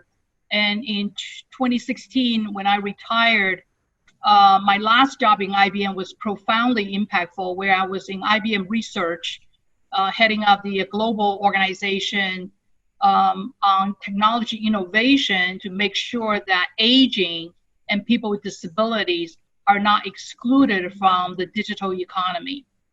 And that job was so incredibly meaningful because for the first time, I was able to put technology in the context of humanity.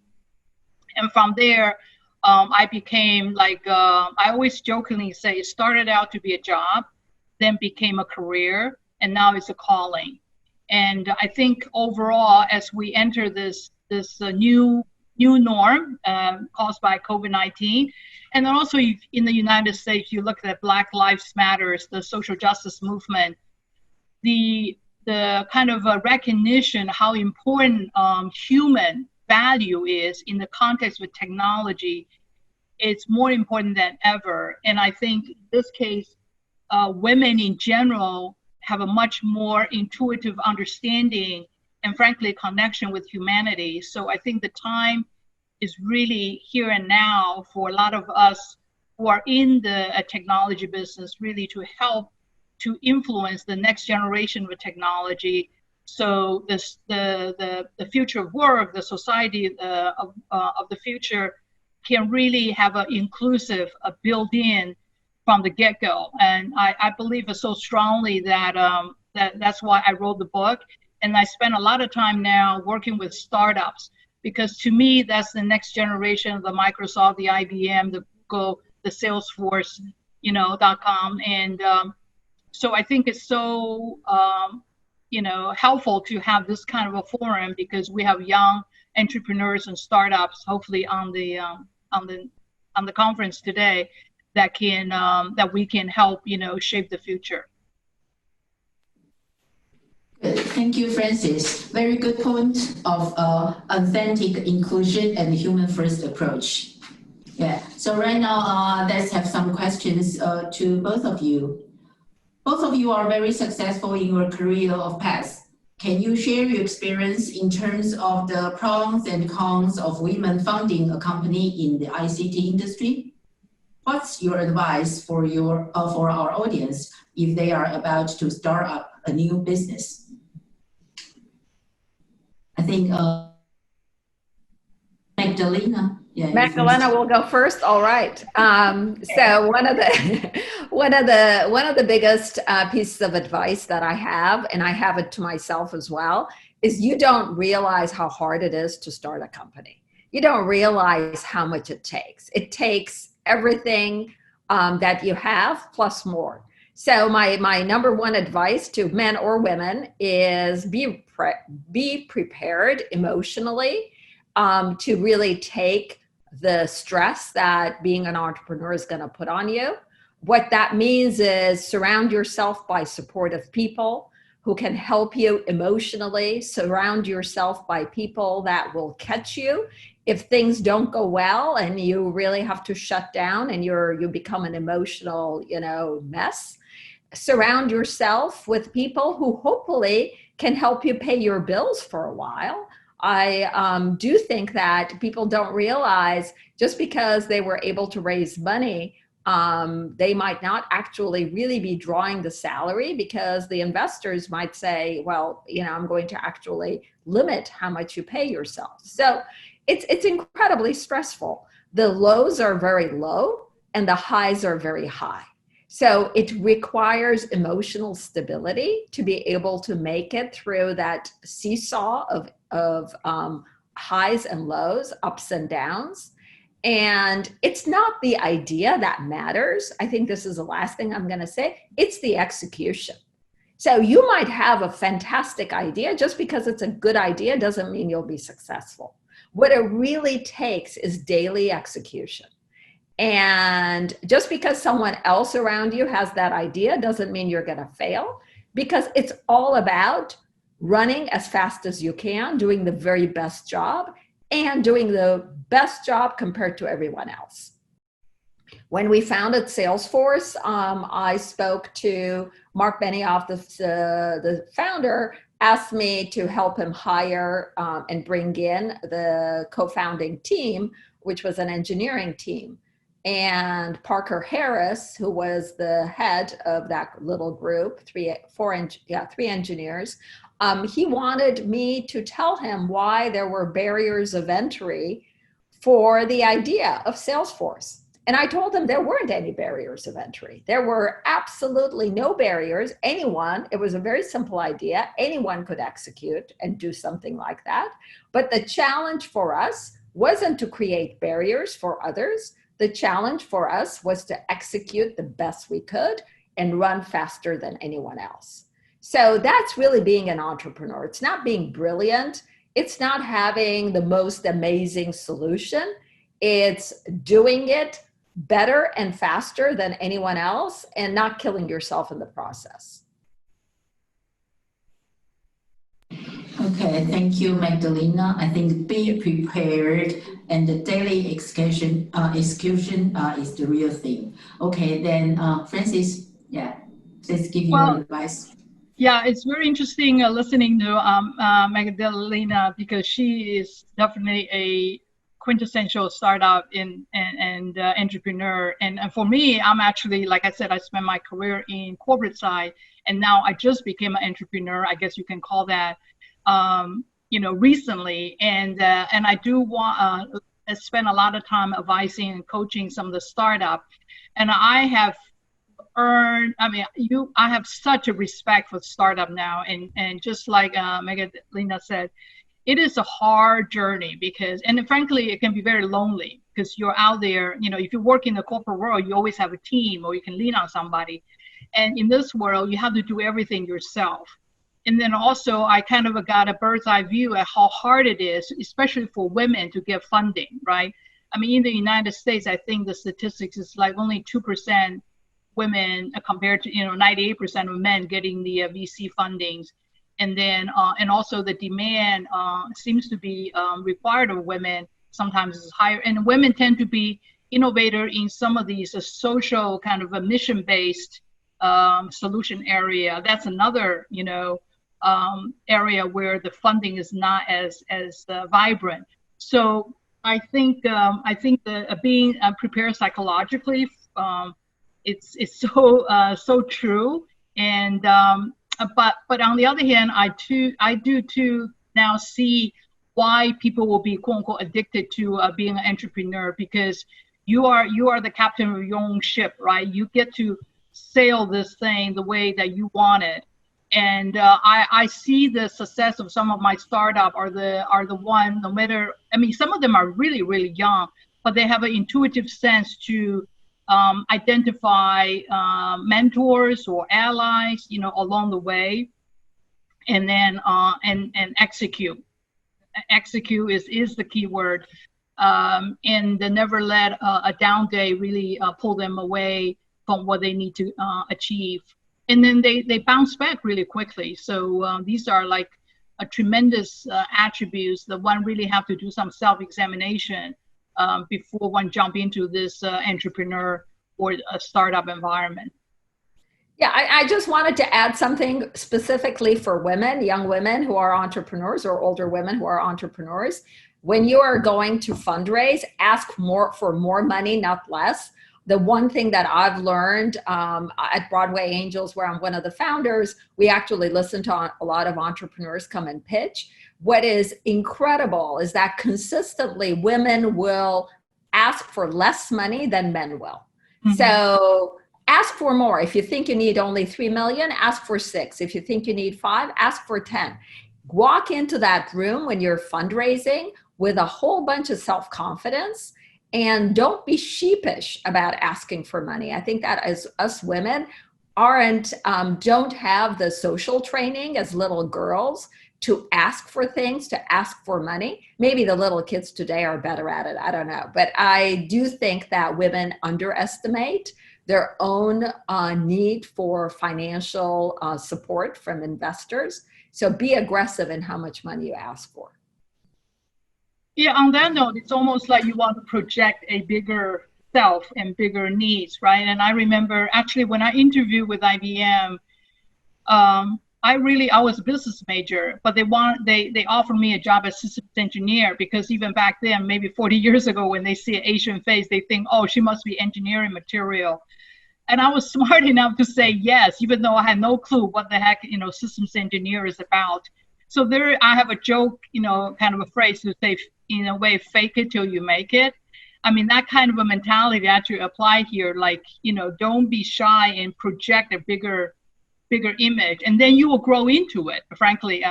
And sometimes I keep thinking, nobody has been the president of the United States before, but if you take the job, you grow into it. And some do it better than the other, but but having that confidence to say that you can figure it out as you go. Yeah, be brave and be confident, be aggressive. That's very important. And courage. Yeah, right? Yeah, due to the limitation of time, I think I need to go to the last question directly. So Magdalena, I think this first. The world is changing in the recent pandemic crisis. How women can take control of our career in the evolving economy, and what's your advice for women to not only work hard but also work smart? So I think that this pandemic is affecting women disproportionately in a negative way. There's no question about it. Women now are not just doing their day job, but they're also doing what teachers do during the day in educating their kids. They are still doing most of the housework. These are women with kids. So I do think that coming out of this pandemic, we're going to see a disproportionate number of women going backwards in their career. Actually, I read a very, very scary statistic. A very significant percentage of women are opting out of the workplace right now because they just can't do it. You know, schools are not opening for fall and they have 2 or 3 little kids at home. So I feel for women who have little kids, who are trying to be a teacher, they're trying to do their work, they're trying to actually, you know, take care of themselves, their parents potentially. So I think it's a very tough time, very, very tough time. And the gender bias, the gender roles are playing out more so than they have in the last 5-6 years. So my advice is get support any which way you can. What I think someone said earlier, you know, get help with your kids, get help with your parents, get help, because it's important to stay in the workforce for as long as you possibly can. Hang in there. Don't give up. And if you have a partner, if you have a spouse, make sure that they are doing not maybe 50%, but 40%, 35% of the workload. Don't take everything on yourself. I think that as females, we tend to take on more. It's like, oh, I can do that. Let me do that. I'm actually better at it. Let me do it, you know? And no, it doesn't matter that you're better at it. That doesn't define your job. Give the job to your husband. Give the job to your sister. Give the job to your mother. Give the job to your neighbor. It doesn't matter. Just don't take everything on yourself, because otherwise you'll get crushed. Okay, that's our problems, I think. Yeah, thank you, Magdalena. My last question goes to Francis. How do you balance your work and life? And what's your advice for women to not only work hard, but also work smart? Yeah, the same question. Yeah. Yeah, I think for me, work life is really not balancing, is integration. You know, I've always believed that, at least for me personally, to sustain for the long term, which is from the get-go, I knew that I always wanted to have a career, you know, whether it's big or small. I wanted to have my ability to go independently. So from that standpoint, just like some of the previous panelists said, you know, you build a support system, an ecosystem. And in my case, I too have a very supportive husband, and who's a psychologist, which comes in handy here and there, especially now I'm in this new startup and entrepreneur world where, you know, like I mentioned, you need to really get your psychology sometimes aligned. I think working smart is so important. I couldn't agree more. Women tend to want to do everything and be able to delegate. And also, this is actually one advice I would say, that whether you're if you are not in startup or in corporation, or try to look for opportunity where you have management opportunities to become a manager. I think those are very important skill sets. You know, if you can manage a operation, a division, or a company, those kind of skills would help you learn to prioritize and make decisions, especially in stressful time. And those are the quality of leadership that I think it will be, it's most wanted and needed, frankly, in all times, especially in time like this. So overall, it's not about doing a lot of work, but it's doing prioritizing and make decisions about what is needed, most needed at the time. Thank you, Magdalena and Francis. I think it's a great discussion, and I believe our audience are very engaged in this discussion. I'd like to give both of you a round of applause. Thank you all for joining this wonderful panel. Thank you very much. Thank you. Thank you. Okay, right now, coming to the end of the conference today, I'd like to introduce our final special speaker, Audrey Tang. Audrey is Taiwan's digital minister without portfolio in charge of social innovation. In the public sector, Audrey served on the Open Data Committee of Government and led the country's first e-rule-making project. In the social sector, Audrey actively contributes to GovZero, a vibrant community focusing on the creating tools for the civil society with the call to fork the government. Audrey has played an important role helping Taiwan in fighting coronavirus through multiple digital strategies and applications, and she is one of the reasons why Taiwan contains the pandemic crisis so well. Now let us watch Audrey's special remarks video and followed by Yvonne's closing remark for this conference. Hello everyone, I'm Audrey Tang, Taiwan's Digital Minister. It's my pleasure to be invited as a special guest to the first Women Leaders in Technology Forum. I'd like to thank the WITSA chairperson, Yvonne Chiu, for having me here. WITSA's flagship event, the World Congress on Information Technology, or WCIT, is a crib of many innovative products and ideas around the globe. And the event inspires technology providers to develop and brainstorm creative ideas to solve critical problems in our societies. So let me share a couple examples of how Taiwan has utilized digital technology to solve critical issues. Taiwan has taken a lot of efforts to improve democracy through digital technology in the recent years, with the government and the tech community partnering to creating online platforms and digital initiatives that allow everyday citizens to propose and express their feelings and opinions on policy reforms. Today, Taiwan is crowdsourcing democracy to create a more responsive government. Many civic-minded civic hackers and coders partnered with the government in 2015 to start a V-Taiwan platform. V-Taiwan, which stands for Virtual Taiwan, brings together stakeholders from the public, private, and social sector to deliberate policy solutions to problems primarily related to the digital economy. So since the platform's inception, V-Taiwan has tackled more than 30 important initiatives, including most recently the Open Parliament Plan from our legislature, relying on a mix of online deliberation and face-to-face discussions with stakeholders. V-Taiwan has been used to solve a number of particularly controversial digital policy problems. In 2015, it helped to break an impasse over how best to regulate Uber, which had arrived in Taiwan a couple years earlier, prompting opposition from taxi drivers. And nowadays, Uber is now a Taiwan company with the Q taxi fleet. Now, Taiwan also relies on another civic engagement platform called Join, maintained by the government. Join tackles matters beyond the digital economy, such as vacancy house taxes, drug prescriptions for animals, and so on.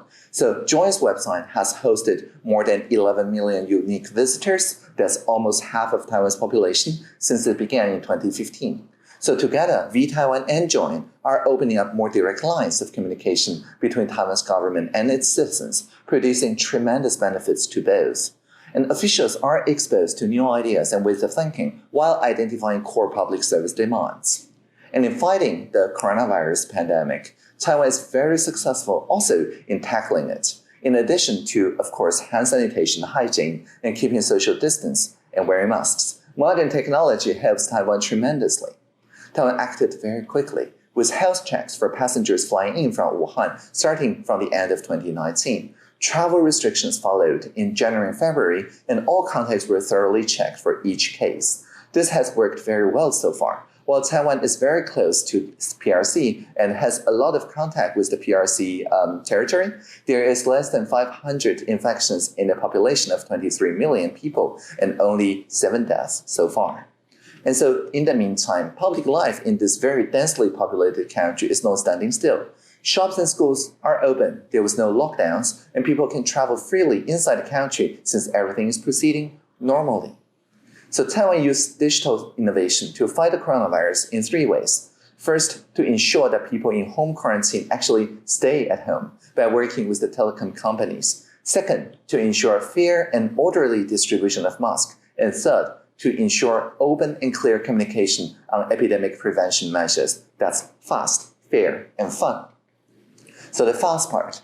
If a person in home quarantine is outside of a certain area as measured by the telephone tower signals so that their smartphones is triangulated, if it breaks that like 50-meter or so radius, this automatically triggers a response. A SMS is sent not only to that person, but also to the household manager, the caretaker, or the police. And this is basically piggybacking on an existing system that sends SMS whenever there's an advance warning for earthquake or for flood warning in times of typhoon. So this measure only lasts 14 days. After that, government and the telecom companies no longer keep an eye on where you are, and the data is no longer stored.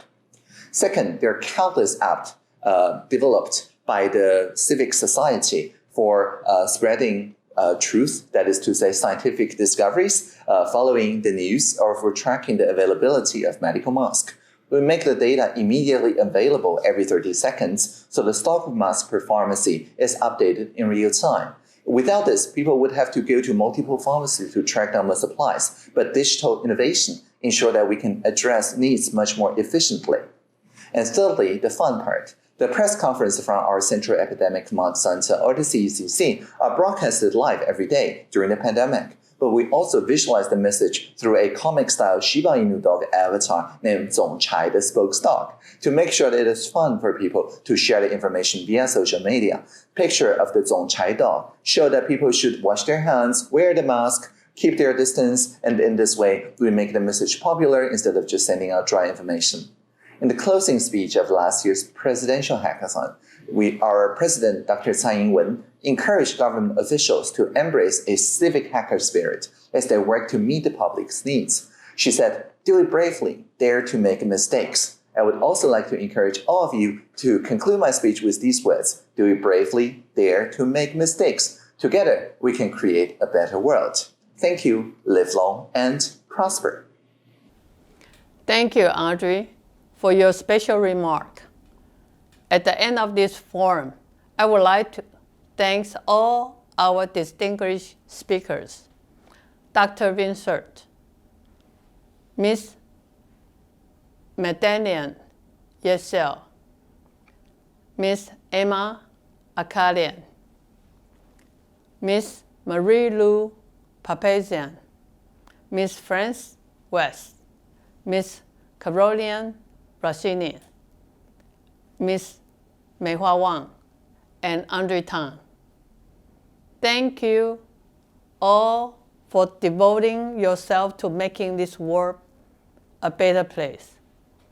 It's my pleasure to have your kind support, and I believe we have much toward our ultimate goal, one big step closer. I also like to special thanks our fantastic moderator, Nicole Chen. Thank you for taking a crucial role and adding wonderful color to this conference. Without you, we could not run this conference smoothly. In today's event, more than 400 coming from 20 different countries registered, with average job tenure around 12 years. Not only extraordinary speaker presented, but we also have excellent audience around the globe participating in the event today. Finally, I want to express my appreciation to all my team members across Taiwan and US. It only took less than 2 months for this team to deliver international conference. I would like to special thanks the person in New York, Alice Wang. We make a mission impossible to be possible. At least, I would like to encourage all women, pursue your career bravely, no matter which industry you are working in or what role you are playing. Please believe that we all achieve our goal. We all need to connect together, help each other, and hand in hand, and to help women to be successful. Soft power is changing the world. Thank you all for joining this event. Thank you.